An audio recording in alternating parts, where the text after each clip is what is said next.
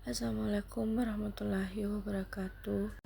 Halo teman-teman, di sini saya akan menjelaskan materi terkait darah mengalir dalam tubuh dengan pertukaran O2 dan CO2 yang dipengaruhi oleh tekanan. Yang pertama, tekanan parsial, yaitu O2 berpindah dari alveoli ke darah saat tekanan parsial O2 di alveoli lebih tinggi.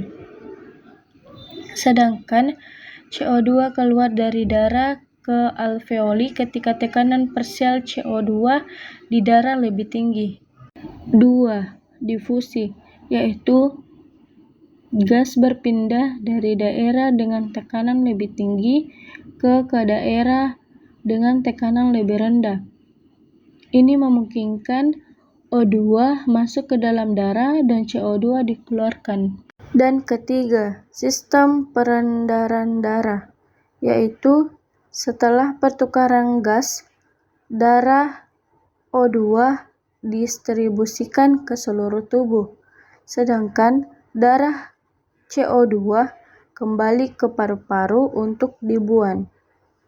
Jadi, darah mengalir dalam tubuh dengan pertukaran O2 dan CO2 yang dipengaruhi oleh tekanan, yaitu tekanan berperan penting dalam efisien pertukaran O2 dan CO2.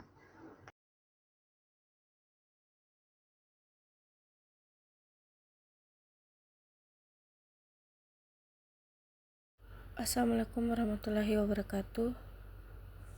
Hai teman-teman, di sini saya akan menjelaskan materi terkait mengapa air bisa mengalir naik ke atas tumbuhan. Tahap pertama, proses pengangkutnya air dimulai dari diserapnya air dari dalam tanah oleh rambut-rambut akar untuk kemudian masuk ke bagian sel-sel epidermis dengan cara osmosis.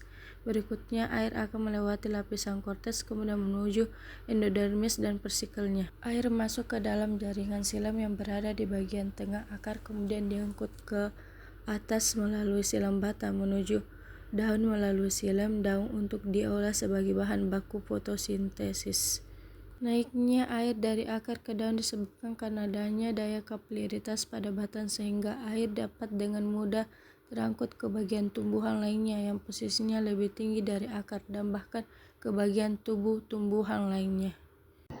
Yang pertama, transpirasi, yaitu proses ini terjadi ketika air menguap dari permukaan daun.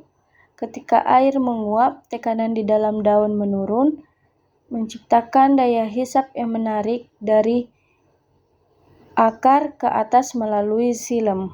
Kedua, kapilaritas, yaitu air memiliki sifat kohesi atau menempel pada dirinya sendiri, dan adesi atau menempel pada permukaan.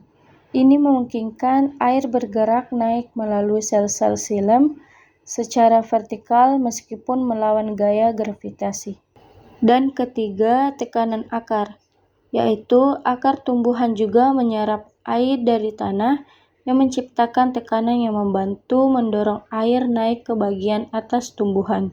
Jadi, air dapat mengalir naik ke atas tumbuhan melalui proses yang dikenal sebagai transpirasi, kapilaritas, dan tekanan akar, memungkinkan air mengalir ke seluruh bagian tumbuhan.